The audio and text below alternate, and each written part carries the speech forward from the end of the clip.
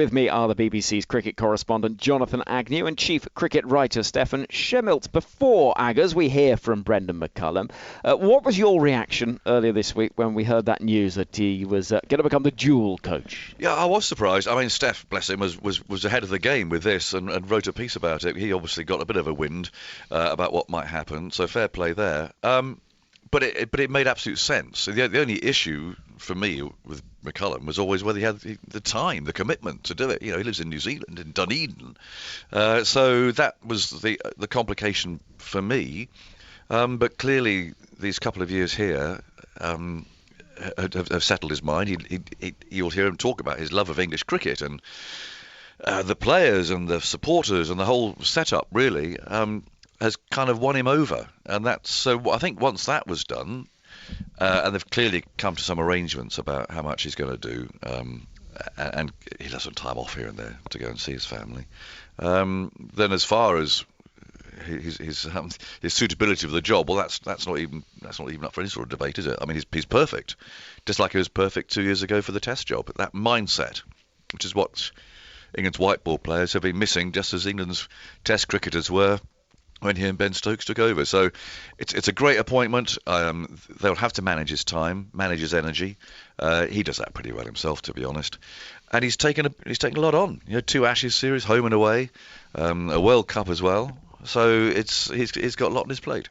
Steph, it feels such a natural fit, doesn't it? Yeah, it does. And I think when Matthew Mott left the job in July, if you'd asked anyone who would be the best person to be England's white ball coach, they would have said Brendan McCullum, but it just seemed like a non-starter because the jobs had been split, and it seemed like there were too many times when England had to have 2 teams at once, that the head coach had to be in 2 places at once.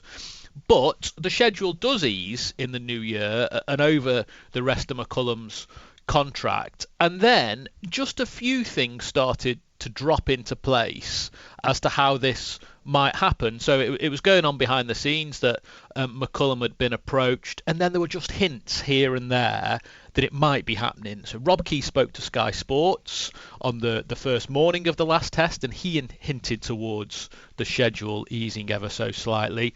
Owen Morgan, who is a great mate of McCullum, and Jos Buttler had suggested twice that Rob Key should be approaching Brendan McCullum. So when Morgan goes public with something like that, you start to think, hang on, is something happening here? We spoke about it during the last Test, Aggers. I know it was an idea that you liked. You liked it more than my idea when I said all Test matches should be played with a pink ball. And you looked at me like I'd got 3 heads. Yes, that's true. And then it was announced on Tuesday, and I think to wide sort of excitement and a little bit of surprise. I think a lot of people are as surprised and excited as the last time England gave Brendan McCullum a job, but we're going to hear from him. We've heard him speak today. He's just uplifting, isn't he? When you hear him talk, you come out thinking, I don't know about the players feeling 10 foot tall and bulletproof. I did. I felt like I could take on the world after listening to Brendan McCullum. He's got such a positive outlook, and if he can bring that to the white ball team, they've lost their smile a little bit over the past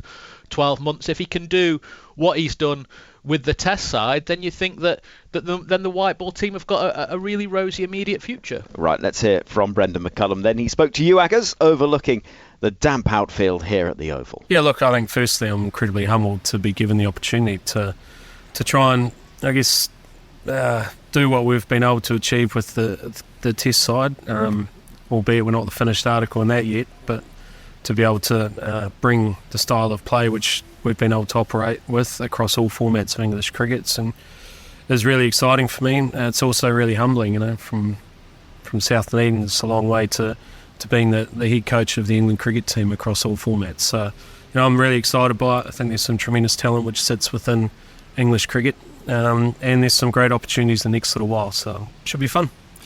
Did you think about it when you took the Test job, or you offered it when you took the Test job? Would you have taken it initially when you took the Test job, do you think? Well, I think over the last couple of years, the schedule almost made it impossible to have one person doing it across all formats. With the schedule easing somewhat, not completely easing, but it's easing somewhat, it allows the opportunity for someone, if they're prepared to work hard, it gives them the opportunity to go across all the formats. And there will be some challenges. I'm under no illusions to that. More time on the road My family, I'll have to bring them along for the ride a lot more as well. I'll have to rely on a lot of the guys who sit amongst the coaching staff at times as well to be able to step in when the odd occasion comes up. But that's exciting in itself because it gives other people opportunity to grow and to flourish. And ultimately, I'll be the one in the gun for the results, and I'm fine with that. But it's an exciting opportunity, and feel like the bet's worth it. Yeah, it's a big commitment, isn't it? I mean, will you miss some series to give yourself a bit of home time, do you think? Yeah, look, I think there's some series which we're able to step out at certain times, and we'll do that with all of the players and support staff too. I think it's important to make sure guys are fresh at times, and I don't know when those will be, but I think it's fair to say some of our assistant coaches will get the opportunity to step up and run the team at certain times, and I'll still very much have a firm hand on how it's running and make sure that we're staying true to what we're about. But it probably just takes the pressure off them as well, because the results will ultimately sit with me. What is it about English cricket, the setup, or the players, or the management, or something? What is it about it that's attracted you so keenly to English cricket? It's a great place, isn't it? I think it's a great place. It's full of tradition. It's an incredible history of English cricket. And I walk into the grounds, and you sit on the balcony at Lord's, you sit here at the Oval, you go to Trent Bridge, all these places all around England. You see the fans that turn up and support English cricket. You see how much the game means to the people in this country, and it's a game which has given me an incredible life. To be able to still be involved in the game and to do it in a country which supports it so well and has such an influence over the global game is incredibly humbling. And that's why when the opportunities arise, you only really get a couple of opportunities in life to make sizable change and impact, and I think this is one of those times, and that's what excites me the most. Yeah, and let alone the talent that we've got within this country. Yeah, and it's a very exciting schedule. You've got 2 Ashes, you've got home and away, you've got a World Cup as well, so actually there's a lot to keep you going at that time. Yeah, lots of opportunities, right? Yeah. So we'll see where we land, but I'm excited by it, and I think it'll be nice to have a similar voice across all formats, and it gives a real sense of clarity to all those who are operating as players within the England system that this is how we want to play over the next few years, and let your talent come out, put your hand up, and we'll have a good look at it. Yeah. Let's talk about this summer. It was always going to be an interesting time, wasn't it? Slightly low key from an opponent's point of view, and other things going on. You've shown a bit of a ruthless side as well, and the Jimmy Anderson tap on the shoulder at the start, new players coming in. How do you think 5 Test matches in with 1 to go that this season has gone for England? Yeah, look, firstly, we've been tested right throughout the summer. It's not, whilst the results look, 5-0 on the surface, it seems like we've walked through every game. That's certainly not the case. There's been many times in most of the Test matches where the game could have gone either way, and if we weren't as further down the line in terms of where we are now as a cricket team with our mentality and our ethos, we may have been exposed, but we've been able to come through those times. We've been able to make good decisions and still remain that positive side that we want to be, and we've been able to ultimately get the results that we want, and that's a real sign of improvement and maturity within the setup. So now we've introduced a lot of new talent throughout this summer as well, which after India we identified as needing a bit of refinement, and that talent has gone really well, and that's always exciting, and that's always a pretty good sign of where your environment's at, I think, when guys can come in and do well and not feel too much pressure and just able to go out there and play cricket and let their skills come out. So yeah, it's been a really good summer so far. I think it's the summer we've improved as a cricket team. We're still not the finished article, I understand that. More time on the tools, more familiarity amongst us will give us more opportunities to win some big series in the next little while. Just on Jimmy, obviously it wasn't an easy decision, and Jimmy took it incredibly well. Look, he's been an instrumental part of the side over the last couple of years, and he's allowed us to be able to fluently bring in the ethos that the skipper and I have had, and he's been a huge part of that. I think for Jimmy, whilst it's probably not the news he wanted to hear at the time, I think the fact that we flew over from England and we did it face to face, and I think that he really respected that. And as you've seen, his total investment since the first test at Lords as a player to now being a consultant and a mentor within the setup, and seeing the talent that he's been able to work with and what he's been able to get out of that talent, I think it's worked really well, and I'm excited. I think he's got a huge future as a coach, and we're so lucky to be able to call on that experience and that person to be able to help guide the next generation of fast bowlers. Have you always been good at making that sort of tough decision? Coaches, managers have to do it, don't they? I mean, are you used to doing that? Did you worry about tapping him on the shoulder or not? Oh, you always worry for the person, right? But I guess where I come from, South Lane, you get awkward conversations on a fair few occasions, so you've got to become pretty comfortable with them. I guess it's how you handle them, and it's there's a level of respect there which you need to make sure that you deliver, and you're not going to get every one of them right.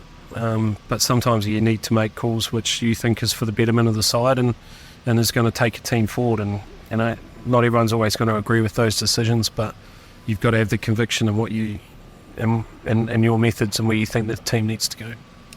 As far as the approach, particularly to batting, is concerned, was it always the way that you looked at it, that it might instill that very positive mindset for a couple of years and then throttle back a bit? It does appear this summer as if there's been a more measured attitude to batting when it's been required. Yeah, I don't know about that, to be honest. I think it's all circumstantial. Right at the start, we've never talked about travelling at 6 runs and over. That's a never, not at the start. No, that's been a byproduct of trying to create an environment where guys are able to block out the noise, they're able to be where their feet are, they're able to make good decisions and be totally present and allow their talent to come out. And if that talent is 6 runs and over, then great. On another day, that talent could be 4 runs, could be 10 runs. You don't know. I guess what we're trying to do within the group is shift pressures, identify when we're under pressure, make good decisions in that moment, but also be courageous enough and clear enough to be able to shift pressure back on the opposition. I firmly believe this game is, as much as it's about skill, it's about shifting pressure onto the opposition. And maybe over the last 2 years, our batting group in particular, it's been pretty consistent. So there's a natural maturing period there where guys become more familiar with other people's games and bounce off one another. And I think this summer has been really good, but I still think that we've got to keep looking to put pressure on the opposition. Yeah, you have made some sort of really brave decisions as well. I'm thinking of Bashir, for instance. Here, Jamie Smith, the head of Ben Folkes, or difficult political decisions, if you like, internally. Tell me about Josh Hull, and this is extraordinary one. He's taken 16 wickets in his career, 2 this year for 160 something. What is it about him that's making you pick him for this Test match? Yeah, look, I think first of all, I do believe county cricket and Test cricket are quite separate games, and if we were picking a county cricket side, we'd probably pick a very different side. But hence why we have that respect and that understanding of why counties and they do what they do with their own staff. But the job that we have and the task that we have is so different, and we identify the skill sets that we need for the conditions and the opposition we're going to come up against, and hence the likes of Jamie Smith, Gus Atkinson, Shoaib Bashir, Tom Hartley over in India, Ryan Ahmed in Pakistan. These sorts of guys, you'd say Zach Crawley, the perseverance with him is because of the start initially, and then we obviously got some results after that. These types of players, we feel, give us the best opportunity to put pressure on the opposition, and I think Josh Hull is one of those guys we look at. 6 foot plenty, he bowls good pace, swings the ball, his left arm, he creates a nice addition to what we've got building as a bowling armoury. And we know he's not going to be the finished product, just like we know Shoaib Bashir, Gus Atkinson, Jamie Smith, these guys, they aren't the finished product, but they've got incredibly high ceilings and they're rough diamonds that it's up to us to get the best out of them and to make sure that we shape them and give them the environment where they can get to where we think they can get to a little bit quicker than they might have got otherwise.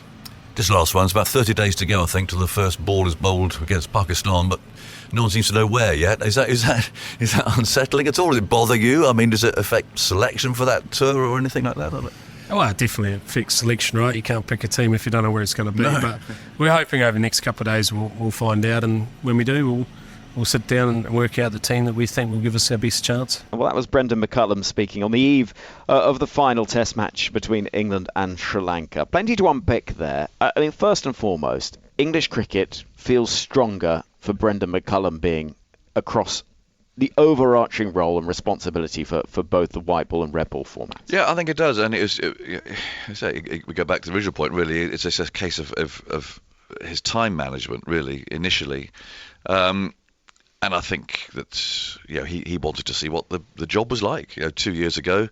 Big call for him. But what's interesting is that these days most of these high-profile coaches spend their time getting rid of international jobs and cherry-picking the nice franchise jobs, and they're not away from home nearly so much. They get paid perfectly well.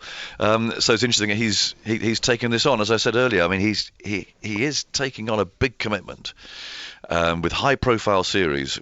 And if at the end of his contract in 27 England have won the Ashes and they've won the World Cup in South Africa, I mean, his stock is going to soar.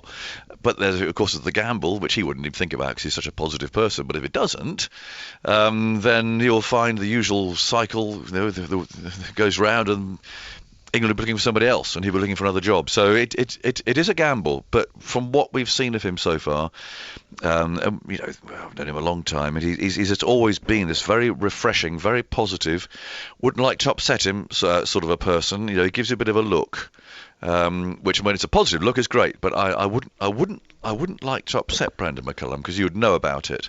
But he's got a really good way with people, a very good way of putting a positive message out there, and let's face it, players respond to him. When he was given the Test job a couple of years ago, I can remember you and I spoke on the phone, because I think you were on holiday. Yes, I was. And you're talking about how excited you were. I was so excited I actually went to work when I was on holiday. I actually broadcast. Yeah, and that's kind of the feeling that we have now, because we've seen what McCullum's done with the Test side, and we've seen how it can work with the white ball team. This is the second time that England have tried split coaches. They tried it 10 years ago with Andy Flower and Ashley Giles. And when McCullum and Matthew Mott were appointed, it seemed to make perfect sense for reasons that we know. The schedule, the workload, the fact that McCullum does live in New Zealand, the fact that the teams were largely separate from a personnel point of view. But England have tried it twice, and both times it hasn't really worked. Great idea in theory, tough in practice, mainly because one team generally gets overlooked for whatever reason, and it is the Test team that really takes priority. And we've seen that over the past couple of years, just because the Test team have played so well. In general, if you've got two squads to pick at once, the Test side gets first dibs. And McCullum and Stokes are such massive personalities, and whoever got the white ball job, unless it was probably Ricky Ponting, there was one name that was sort of bandied around, and he distanced himself pretty quickly. I can't think of another personality that would have been able to occupy, maybe Owen Morgan, because they're such good mates, that would have been able to occupy the space that McCullum and Stokes do, particularly because Josh Buttler, the white ball captain, is more of an introvert. So as soon as McCullum was said, yes, I can do it, and I think I can do it for these reasons, it makes perfect sense. And the vibes that McCullum brings, that he's brought to the Test side, that is just what the white ball team need. Well, the Test team unusually has become the glamour team, hasn't it? Yeah. So it's been. I felt a bit sorry for Matthew Mott, really, competing against that and the priority that had to be given to the Test squad to rebuild and the way that they played. I mean, it must be pretty difficult for Mott, actually. The only thing I'd say is if you go in terms of the prioritising of the red ball team over the white ball team, if you go back to that Trevor Bayliss era building up to 2019, it felt very much that white ball team, that felt like the focus at that time. It did, but don't forget, in his 4 years in charge, Bayliss won the Ashes. He was the last England coach to win the Ashes at home in 2015. Now, admittedly, he then went 4 years in building up to win the World Cup in 2019, but there was still only one coach in charge. And the thing that I actually came back to was, if you think there are three big teams in global cricket, England, Australia and India, Australia and India don't split their head coaches. For as bigger jobs as they are, for how much they play and for how much they travel, it just feels like you need one man, even if that man, like McCullum, is going to dip in and out and give responsibility to the assistants, who can say, right, this series is here, this player is going to play there, we're going to rest him there, this is where we're putting our focus, just so you haven't got the situation where one team is looking at the others going, they've got that player, they've got this, they're winning, we're losing. It just creates a problem. Well, how is this going to work, Aggers? Because you look at the schedule, the Test match here at the Oval finishes. The next day there's a T20 against Australia. And so there is going to be, we know the schedule eases a little bit. We've spoken about that. But there are going to be times where it's going to be impossible for one coach to be overseeing it all. Yeah, well, I mean, after this game, McCullum will go home, I guess. They've got a month before they play somewhere against Pakistan. We don't know where yet. They've got to pick a team for that. But they can't do that until they know where they're going to be playing. So, but then he'll have a break, won't he? And he'll do that series. But he's not doing any white ball cricket till January, or at least that was what his contract was extended to. So he's got the Test series in New Zealand, so that'll suit him nicely as well. They will just juggle it. I mean, he's got Marcus Trescothick as a deputy, who clearly is extremely good at that job. Whether he'd be the right person for the main job, I'd probably doubt. I think Marcus is an outstanding vice captain. I think he's probably an outstanding deputy coach, but he'll step in. But when McCullum takes a break, I mean, I think that's what it'll be. So low key white ball series. I think McCullum will have a break. I think it makes absolute perfect sense. It's interesting actually that the makeup of the England backroom team is made up a lot of coaches now who were actually sort of second in command during their career, like Trescothick, like Paul Collingwood. Jimmy Anderson's in there now. I wonder what this might mean for him going forward as well. A little bit more responsibility. Freddie Flintoff's been around. Freddie Flintoff, absolutely. And so McCullum's pretty honest about it. He said, there will be times when I sit out. There will be times when I do give more responsibility to these guys. And that can only be a good thing for English cricket, because I would say as a nation, we've been historically poor into turning our top players into head coaches. If you think of the times in the last 20 years when England have had really, really good teams, 2005 under Vaughan and then 2011-ish under Andrew Strauss, I can't think of many of those players who've gone on to become head coaches. They didn't pay them enough. Well, maybe not. The commentary box is a better option. Absolutely. Same with you, Aggers.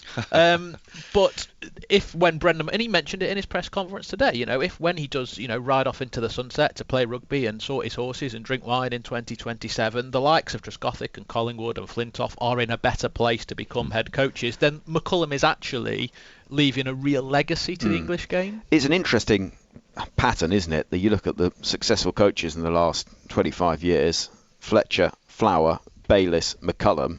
What is the one link between them all? None of them are English. And it's a peculiarity that McCullum again follows that pattern. But he has got these deputies that are the great and the good, if you like, of successful English sides of the last 20 years. I think the overseas players have come in and they've had a lot of respect from the players straight away. They've come in so without feeling... I think English coaches can be a bit smothered sometimes and a bit constrained and not brave enough perhaps to really go like McCullum goes. I mean, Duncan Fletcher wasn't really like that either, but I think he was. Yeah, they're all different personalities. Andy Flower is a very different personality to Brendan McCullum, but they've just known how to bring the best out of those players. And I mean, for me, the most impressive has been McCullum. I just think he's incredibly straightforward. I think if he talks to you, you trust him, and that's something that is not always the case with a coach. And the relationship between a player and a coach is often a bit of a difficult one, because if the player goes to the coach with a problem, the coach immediately knows he's got a problem.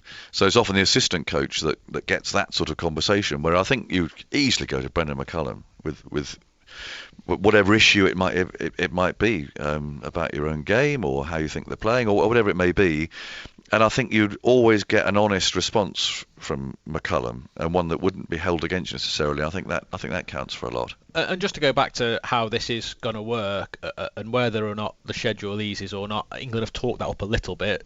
They are still going to be incredibly busy, but you can see sort of natural times when McCullum might not need to be involved. Will he go to the series in Ireland next September, as an example, unless he wants to go and sample the pubs of Dublin? I'm not sure. Those are the things that you could see him missing out. England go to New Zealand over the next 2 winters. Well, that's a win straight away. And actually, when we've said he's extended his contract by 2 years, he hasn't really, because he was due to finish at the end of the 2026 Ashes. He's actually going through to the 2027 World Cup in that autumn. So that's only 18 months. It's an extra 2 test summers and an extra 2 big white ball events when you think of the T20 World Cup in 26 and then the 50 over World Cup in 27. You can see how England are going to manage this. What fascinates me about McCullum is he has such presence. And I remember this going back years, Stefan. You and I were in an Irish pub after a World Cup match. New Zealand had been knocked out of the tournament, and there was... It was after they'd lost the final. It was to Australia. Indeed. And there was a group of people, a group of the New Zealand team. They said, "Oh, have you met Baz? Have you met Baz?" And you knew someone, I think it might have been the media manager, and we went over there, and just around him, there was an aura, and there was 20 people with him right at the centre. He wasn't holding court, but there was just something about him that screamed, "I'm in charge." Leadership, respect, and it's very hard to pinpoint how you develop that, but he's got it, whatever it is. Well, I think it's totally natural. I mean, that's the way he batted. He was in control when he batted. He took brave decisions when he batted. He got some wrong. He could be a bit reckless with his batting, as we know, but he got a brilliant eye. I think what also stands McCullum out is that though he had one dodgy moment earlier in his career, I'm talking about spirit of the game here, but actually, generally, since then, he's always played the game with huge respect for his opponents, for the game itself, and for his own teammates. And I think that is also something that people respect. That he just plays the game the right way. As I say, he's fair, he's straight. It's just the way that he is. What about the England Test summer then? We heard him speak about team selection there, Stefan, but also about the fact that there wasn't necessarily a change of approach, despite the fact that looking from the outside... Yeah, well, there has been, hasn't there? It feels that way, doesn't it? Yes, of course there has. If you compare the way they've batted this summer to the way they batted 2 summers ago, it's a completely different mindset. It's still positive. That's the thing. I mean, Bazball was not necessarily about the smashing the ball around to the boundary. It was the positive mindset. It was just putting your mind in a different place, one in which you were free to express yourself. I know it's a bit of a cliche, but there was more than that. In those first couple of years, it was all about entertaining. And so he said, well, there's been no change. There has. Look at the way they played at times in India when there were really difficult situations that required some common sense and maturity, frankly, to manage a situation that was going from bad to worse, and they threw it away. And yet this summer there have been 1 or 2 occasions, not as many as he said. Every Test match he said they could have lost. Well, I'm not going to buy that for a moment. Which 3-day games you're talking about? But they have, at times when they have been in trouble, they've batted sensibly. They batted how you should bat. And I think that those of us who've been watching the last 2 years have thoroughly enjoyed it. Really enjoyed the entertainment, but there has been that sense of frustration in the Ashes last year. Those moments we thought, why have you done that? Why on earth can't you just play with a bit of common sense?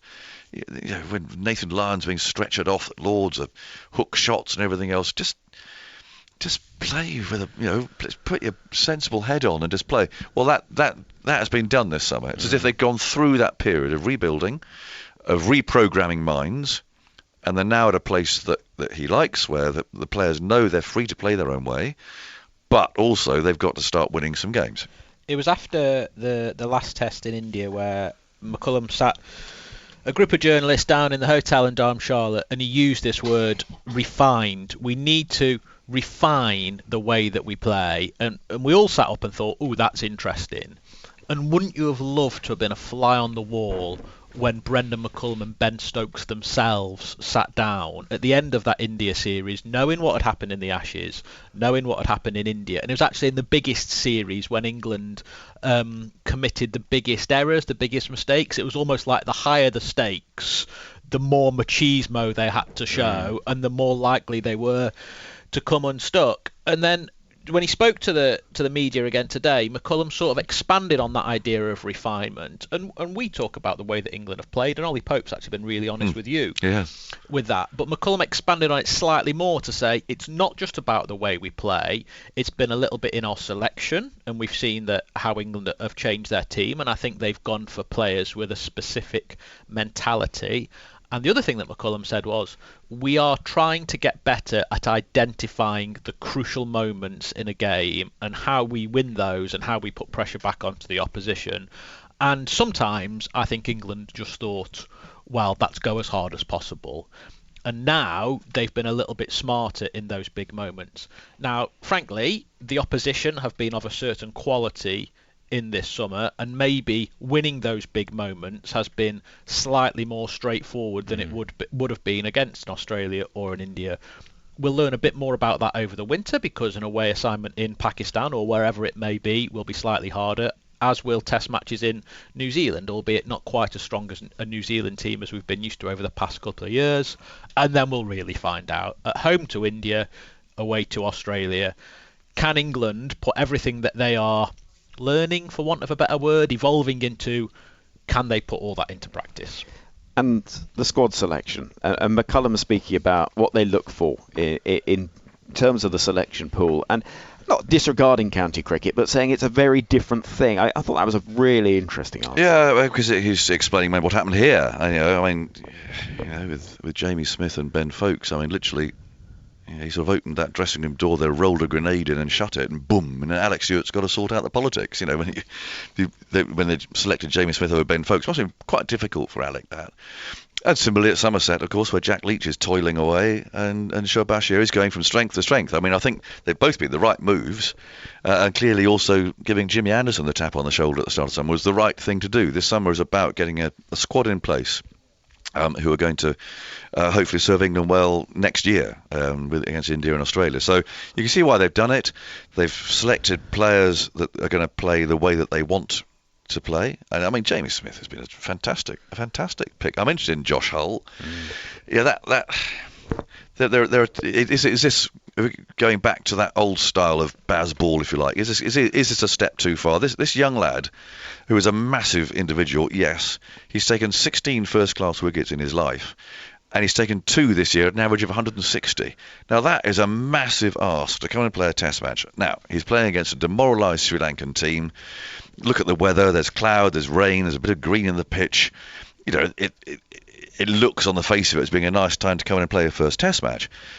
But that, when you compare it to the other 2 selections, Bashir and Smith, this is another level. This is another level, and we'll see. It's one of his hunches that might come off. I really agree with that. In that, of all the left field selections, this is as far left as England have gone in their choices. Because actually, if you go back in some of the selections they have made, they've made a lot of sense, actually. So that tour of Pakistan a couple of years ago, when we were looking around the country and thinking, is the spin bowling cupboard dry? Well, they took Will Jackson and Liam Livingstone as sort of all-round options. You could see why that would work. This summer, going back to India last winter, again, spinners, they wanted a tall left armour. Well, Tom Hartley, it made sense. Bashir only really went as the 4th spinner. They said, we've sort of seen something in him here.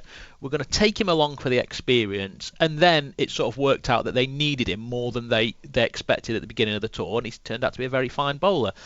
When you see Jamie Smith bat, it's a no-brainer to have him playing Test cricket, and he is not a wicket-keeping novice by any stretch of the imagination.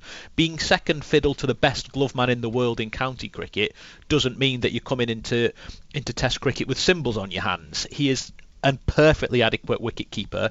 England found a way of getting Jamie Smith, the batter, into their side.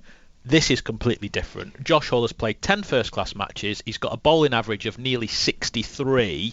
Someone like Sam Cook with a bowling average of less than 20 must be thinking, what have I got to do to get a game?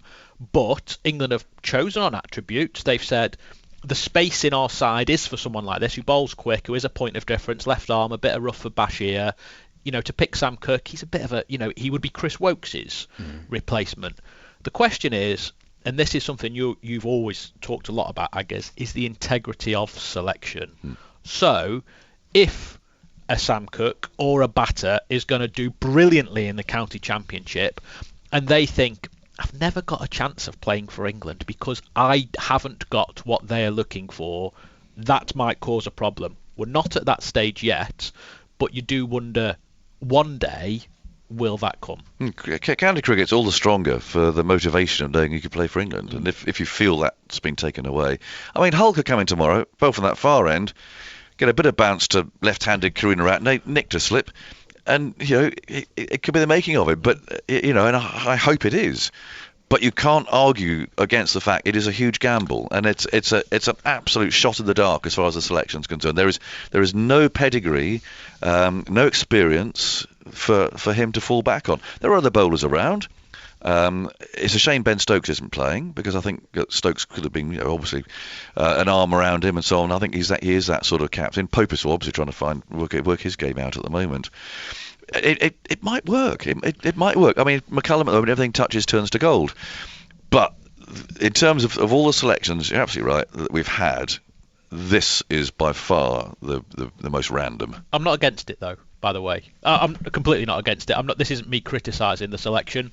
Like you say, No, it's when you give it context. absolutely. Yeah. Because most of the selections that England have made have come off straight away. There's any number of debutants, particularly bowlers, who've come in and taken 5-wicket hauls.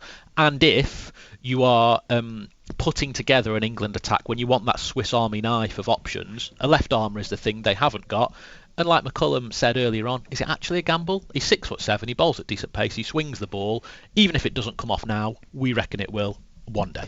5 wickets as well in that warm-up match against Sri Lanka at Worcester. So he has faced these batsmen as well. So there is a little bit of something there. Let's hear from the England captain then, Ollie Pope. I spoke to him a couple of days before the game and asked him about the prospect of an England summer winning every single match. Before this series, I think we'd obviously had a tough time out in India and drawing an Ashes series, and so I think to get into a winning habit is really good for us. I think we've had different guys step up throughout the summer, and if we could put together a clean sweep this summer and win 6 out of 6 games, then I think that would be sort of a really special summer, and it would just put us in good stead going forward. I think winning is a habit, so yeah, the more we do of it, the better for us going forward.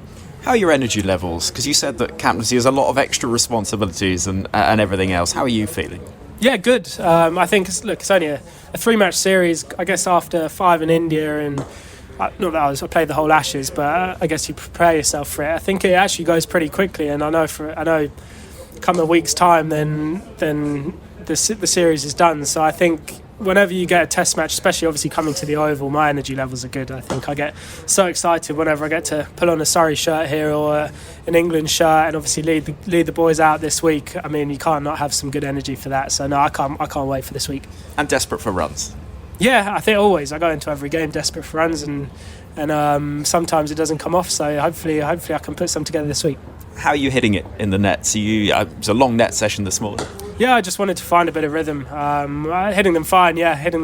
I feel good in the nets. I think last week I got obviously top-edged a pull shot and got caught at deep point. So yeah, it's just, that is the way cricket can go. Sometimes I'll learn from it, but no, I'm feeling my normal self. So yeah, hopefully there's some runs this week. So you're chatting with Ben Stokes out there. How close has that relationship been over the last few weeks? Yeah, it's been good. I think since being his vice, we've worked closely on and off the pitch. But no, I think I've sort of learned a lot from him since he's taken over the captaincy and how he goes about leading the team out and trying to get the best out of players. So I've lent on him a fair bit for that, especially in the field. So no, he's been awesome, and he's very understanding. He knows obviously what it's like. He's had his amazing times as captain, and then had a few losses. I guess in the winter as well, so he knows what it's like. So great person to lean on. He's got a great cricket brain, so no, he's great to have in the change room. Josh Holt seemed to be having a busy time in the nets. I was pretty keen. I think don't normally face bowlers in the nets, but I was pretty keen because I haven't faced him yet to get in there and see what he's got, and then pretty content that he's good to go. And I think his ceiling's so high, and he's pretty high as well. Obviously 6'7". So his ceiling's massive, and he's got a test match to come in, play at one of the best grounds in the world, in a team that's 2-0 up in the series. So I hope he can just go out and enjoy himself and show the world what he can do. But there's no pressures coming from inside the camp. We know how young he is, and we just know the bowler he could be. So he's got a great chance to learn a few things this week and obviously make his debut, which I couldn't be happy for him. What is facing Josh Holt like? I mean, he's he's obviously 6'7" and can swing the ball at a decent pace. So he's obviously raw, but he's, like I said, his ceiling's high. He's got some good skills, he's got some good swing in the net, and yeah, I'm sure he'll be able to go and show what he can do this week. And just finally, an emotional day for all those in English and Surrey cricket with Graham Thorpe and the service today. Yeah, absolutely. I think a fair few of us are heading along this afternoon. A great man who's obviously really missed in this environment, and I'm sure overall, and it's obviously what happened is such a shame, and this would be special today, paying tributes to him, and he's definitely in the minds of all the cricketers this week. Ollie Pope there, Aggers, and understandably he was quite keen to move on from any questions about his own form, but those questions are going to continue to swell. They will. I mean, I don't know how damaging that is, because they can write off these 3 games and they are, let's face it, they are big supporters. I mean, the backing they gave to Zach Crawley, for instance, pay dividends in the end. Everybody knows Ollie Pope can bat. He's a very talented player, but he just has this issue starting out. He just doesn't seem to be able to settle down. Just give the bowler those first 30 balls, get your head down, and then play, which seems the common sense thing to do, because he's got all the shots in the book. He can score at a good rate. Well, just get yourself in, calm yourself down, get used to the situation and the atmosphere and everything else, and surely that'll pay dividends. I don't know why it is that he still has these problems, but if it doesn't work out, it's not the end of Ollie Pope. He has stepped up. He's done a good job as captain. I think actually he's captained quite well. I know one or two have said that they didn't think he was the right person. Well, that's fine. But actually, at Old Trafford particularly, where he had to work quite hard to fiddle those wickets out, I saw some nice things. I've seen some interesting field placings. So I don't think he's done a bad job. He needs to get some runs. Of course he does, and he knows this ground very well. But I'd be amazed if two more low scores here means that he's not going to be in the first test against Pakistan. His setup here could not be better in terms of the opportunity to actually find a bit of form, though, because they're against a side that they're leading 2-0 against, and it's a ground where he averages over 80 in first-class cricket. His 2 test matches here he's averaging over 53, so it's all set up perfectly for him. You can imagine him getting a score this week, actually, Ollie. But I say that, but looking at the weather forecast, I don't know, and the grey clouds and the fact the covers are on at the moment, I don't know which batters are going to get a score this week. Runs might be at a bit of a premium. Ollie Pope's going to get a really, really long rope from England. I would be stunned if he doesn't play all 7 test matches between now up to Christmas. I think it's a bigger week for Dan Lawrence to make sure that he gets himself on those winter tours, because England tend to only take 1 reserve batter, and if Jordan Cox also covers the wicket-keeping position, then you would say that Cox is in a slightly stronger position. And I guess that one thing we haven't sort of lingered on in terms of the Brendan McCullum news is how that affects Ben Stokes, who may be England captain for a little longer if Brendan McCullum is around, and therefore the need for a vice captain to one day to become England captain gets kicked down the road slightly. And that question of whether one day Ollie Pope might one day be the England Test captain, well, we might have found an answer for it this week. The job may actually pass him by to someone younger than him now, like say a Harry Brook. It's just interesting, I guess, bringing back to where we started the conversation, how McCullum's extended tenure has little knock-ons all across the Test and white ball teams. Of all teams to be a part of, though, this side where they do have that loyalty, we saw it with Zach Crawley, and Brendan McCullum mentioned it, that they gave him a long time to find form. So Ollie Pope, while all of the talking around, should feel confident that actually he's within that camp. He is very settled as part of that squad. Yeah, as vice captain. I mean, I don't think any more needs to be said at the moment. I mean, we know how well he can play, and we don't know how much the captaincy has preyed on his mind, and therefore they'll definitely give him the run without the captaincy to get some form back. What about Sri Lanka then? A side who have had moments. Top of the order has been problematic for them throughout. Some talk of Kaminda Mendes potentially moving up to 3, but Dhananjaya De Silva has poo-pooed that and said that he'll stay at 7. That's where he's been scoring the runs. Talking about 4 seamers in this Test match, though, quite keen to try and do that. That would see Jayasuriya out of the side, but they're finding their way and they've had little moments.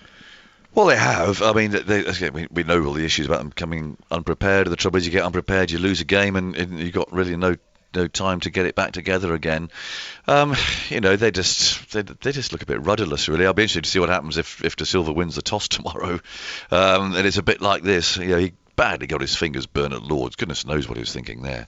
To let England bat first, and beautiful day on a slow, flat pitch. It was a bit of a disaster that waiting to happen. But he might well find that conditions, if they're like this tomorrow, means actually you should bowl first. And if the game is taking place today and they manage to get out there, I think obviously anyone would win the toss and bowl first today. There's some grass on the pitch. Our old friend Lee, the groundsman's taken quite a lot off, but it's spent much of the day under covers, so there's bound to be some moisture there. He's got the toss wrong twice, actually, hasn't he, Dan Anjaya? Yes. He won it at Old Trafford and batted when he probably should have bowled, and then vice versa at Lords. And absolutely, if we turn up tomorrow and it is like this here at the Oval, even though it is normally such a good pitch for batting here, you'd think that any skipper that wins a toss would want to jump on the opportunity to field first. They've had moments, Sri Lanka, but they just haven't been. I guess it comes back to what Brendan McCullum's saying about England being a bit smarter about winning those big moments. What were England on day one at Lords? 216 for 6 when Atkinson walked to the crease.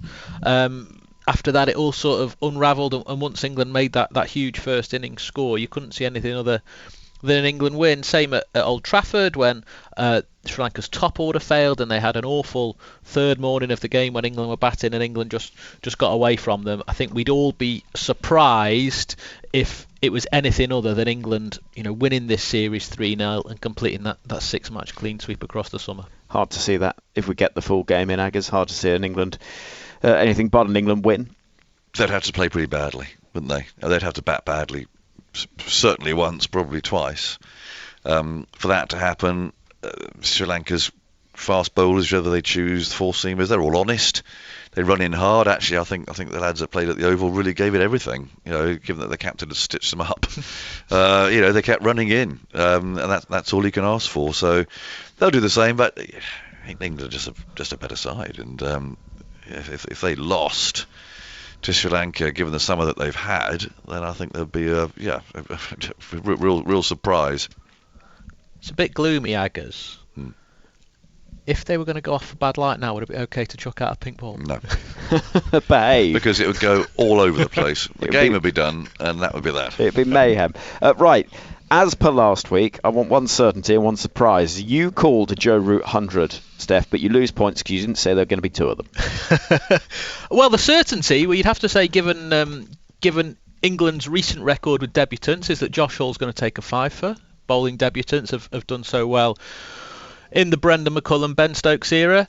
My surprise, what is Joe Root? Is he 94 runs? Yes. 94 runs.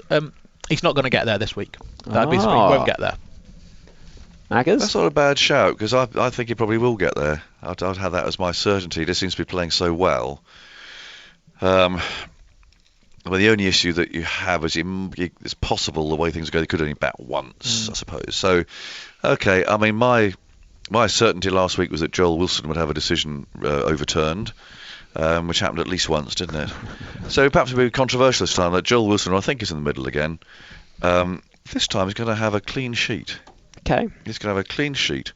And I'm going to go for Joe Root becoming the highest scorer as well. And Cookie had a hard game last match with all his records going. It might be the final one. I don't think Alistair Cook's had his face on the TV as much as he did last week since he was playing. The cameras were zooming in on him all the time. Tough for him. I mean, I thought he handled it really well, actually, as you'd expect Alistair to do. I mean, he and Root are big mates. In fact, the one who was giving him more stick and jip than anybody was Root himself. But you're a proud man. You set records and you want them to stay. But I think I know Alistair accepts it as totally inevitable that Joe Root will set records that will never be beaten. Yeah, I think that's the thing. And the next question, is he catching Sachin? That is for another day. He's still some way from that overall test records.